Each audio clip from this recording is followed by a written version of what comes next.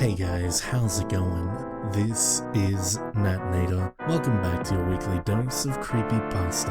I hope you all had a lovely Christmas and are enjoying the holiday season. I'd also like to wish you all the very, very best this new year. Now, I've got a one-off story for you today to celebrate the start of 2022, an old one but a good one. But before we jump in, I want everyone to give a massive thank you to the patrons over on Patreon. This is still the December round, as it is still too early for the January round to start, so we'll switch over next week. Anyway, thank you so much, guys. Shoutouts, as always, to the disciples. Tiffany, Backwards D-Dog, Vera Ohio, Jelly, Jim Jambonks, Seth B. Myers, Amberly Perry, Teddy Dog, Brooklyn Gonzalez, Patrick White, Kissing and Gunshots, and Jacob Stringfellow. You guys are really wonderful. Thank you, thank you.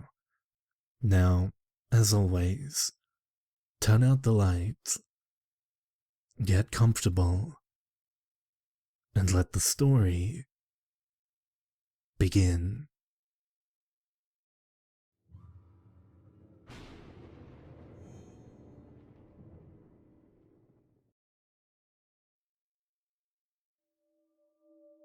The following are diary entries taken from a leather-bound notebook that was recovered from an abandoned house awaiting demolition.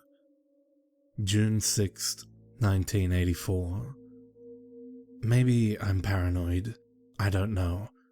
I'm just gonna write these. Maybe it'll help me figure out what's going on.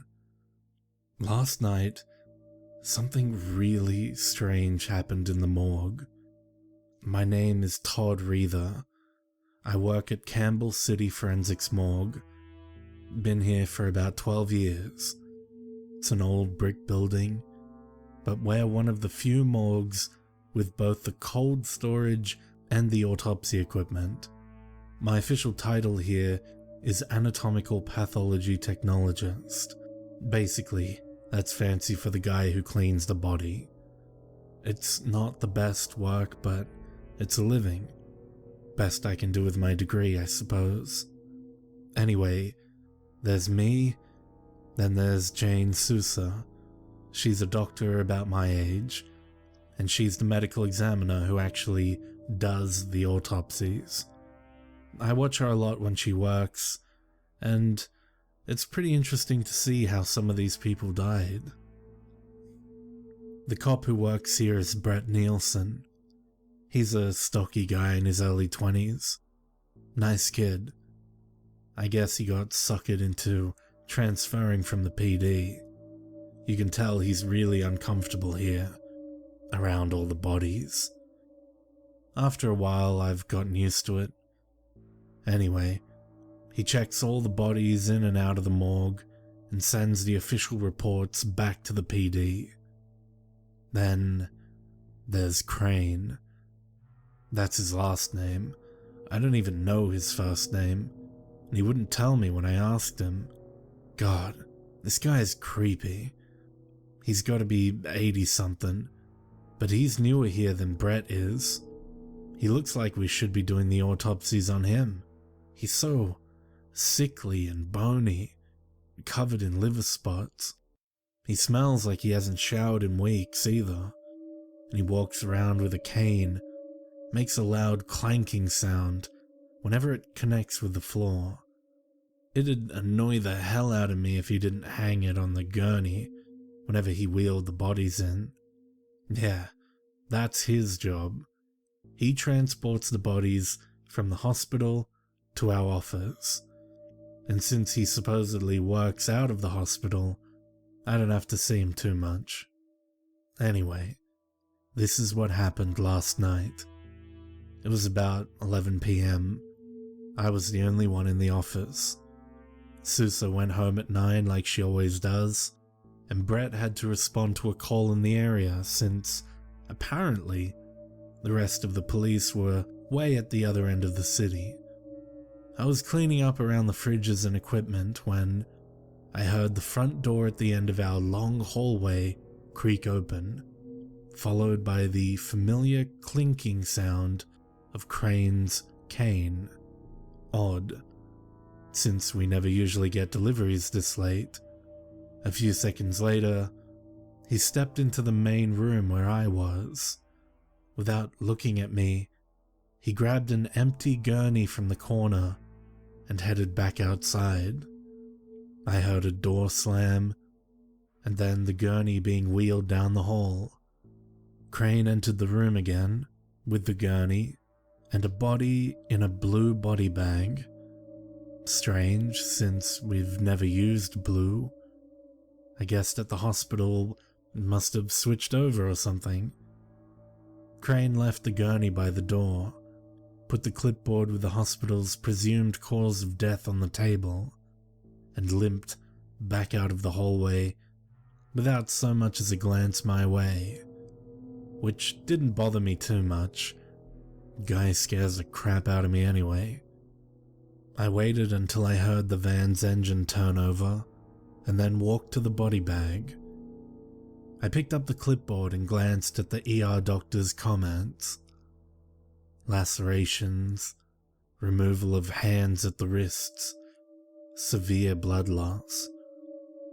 This was going to be messy. What happened next shocked me more than anything I had ever seen in my 12 years here.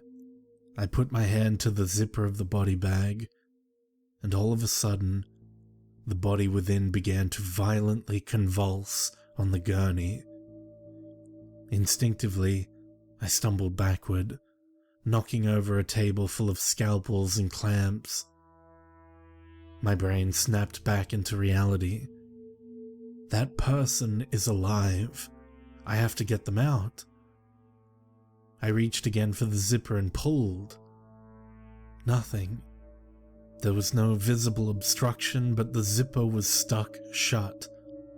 The body was still careening around the gurney, making it hard to grip the zipper. I regained my grasp and gave another sharp tug. The zipper wouldn't give. Then, almost as quickly as it had started, the body stopped convulsing, lying perfectly still on the gurney. I yanked at the zipper and it immediately gave and opened. Thoughts raced through my mind.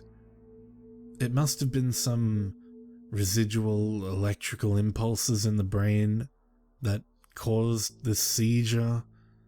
It had to be, because this was definitely a dead body. The next thought was that the hospital sent the wrong clipboard or the wrong body, one of the two, because the clipboard said lacerations and this body didn't have a scratch on it. I'm still shaking as I write. After what happened, I put the body in a fridge, dropped the clipboard on Sousa's desk, and went home. I'm gonna talk to her about this tomorrow. June 7th, 1984. Talked to Sousa today. Jesus.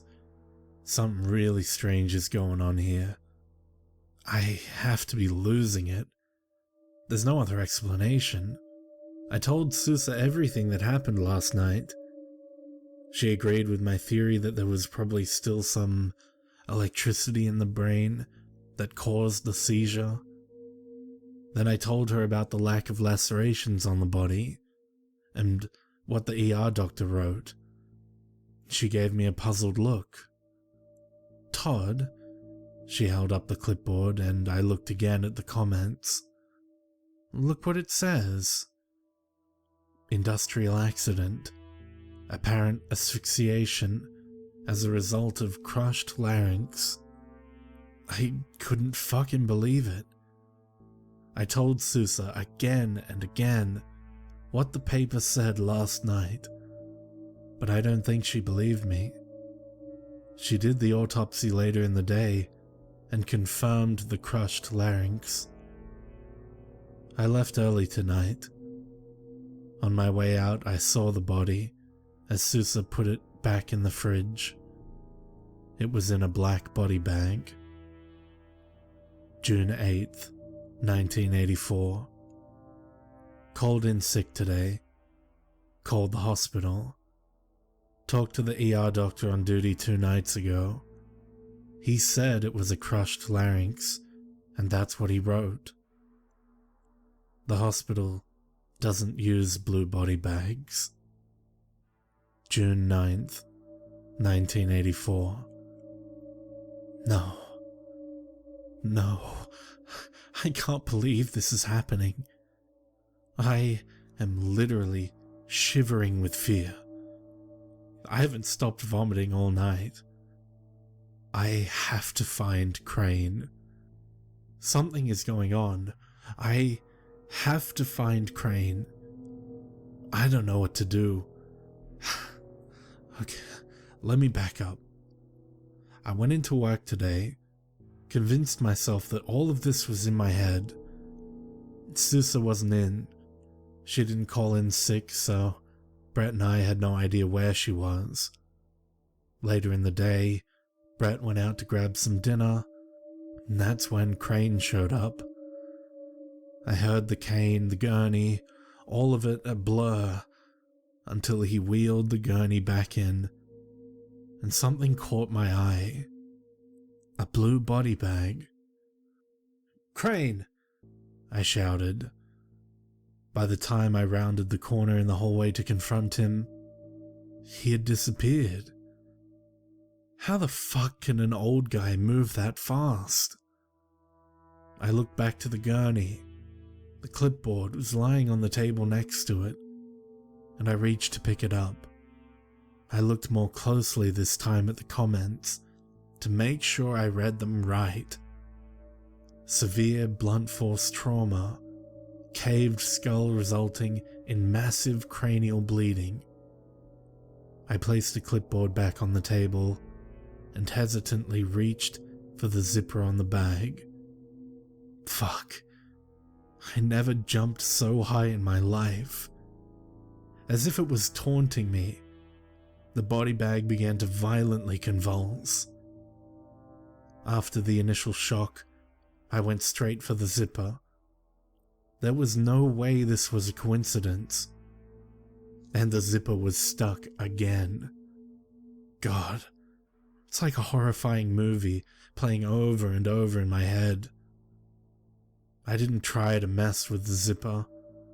Somehow I knew it'd do no good.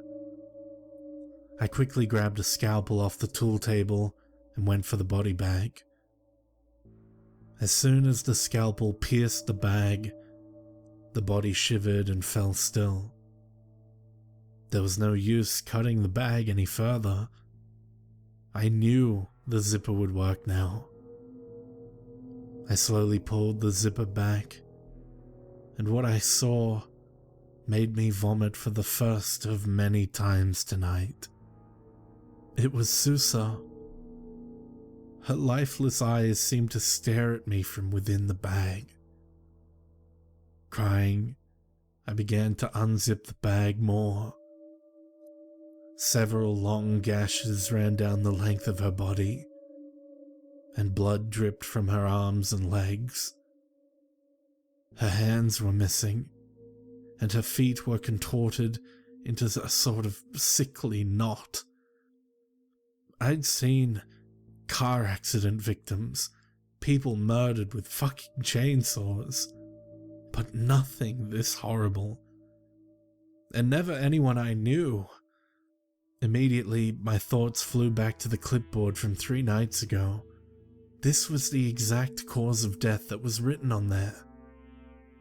This had to be some sort of sick joke, I thought. But there's no way. This is all too real. And somehow I knew that if anyone looked at the clipboard later, it would say lacerations and blood loss. I sat in the corner and sobbed for a good 20 minutes. I tried to compose myself enough to call the police, and I managed to squeak my words through. We got on the line with the hospital, and the ER doctor confirmed that a body had been brought in that was apparently mauled by dogs. Based on what I saw, this is fucking bullshit. But they were unable to identify it, since the hands were missing. The police tried to console me, and assured me that they would give the matter their fullest attention. I told them that I suspected Crane had something to do with it. They promised to bring Crane in for questioning as soon as they could find him. A temporary replacement medical examiner would be sent in from the hospital until the city hired a new one. I thanked them and hung up. I slid Sousa's body into a fridge and shut the door. Kind of ironic that Sousa would be the one to have an autopsy performed on, and in this office too. I can't stop crying. June 10th, 1984. Too many unsettling things today. It's time to take matters into my own hands, bringing my journal with me. Police don't trust me. Maybe I'm going crazy. I'm finding Crane myself. Made a lot of calls and visits today. Took off work. Called the hospital. Asked who brought the 2 bodies that had ended up at our office into the ER. Crane did. Went to the morgue when I knew Brett was out. The replacement doctor isn't due till tomorrow. Morgue was closed, but I brought my key. I checked the fridge that had Sousa in it. Her body bag was still blue. I went to the table where I left the clipboard. Cause of death, still blunt force trauma. I looked at the name on top. Brett Nielsen. I was too desensitized to panic.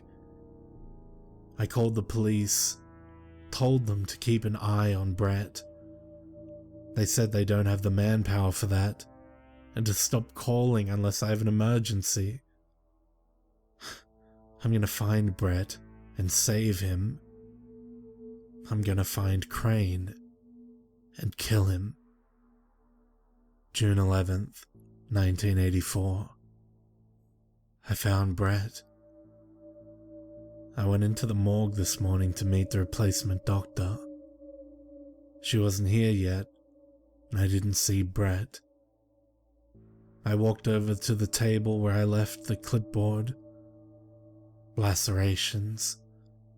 The clipboard had changed. I knew it would. I went to the fridge where I put Sousa and opened the door. Her body bag was black. And that's when I heard it. A dripping sound coming from the closet in the hallway.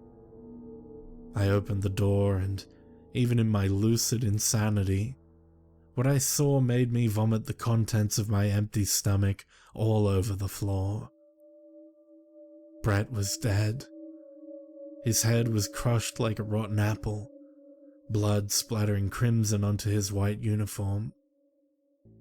He was slumped face first against the wall, with a large lead pipe impaled through his back and into the wall, effectively holding him in place.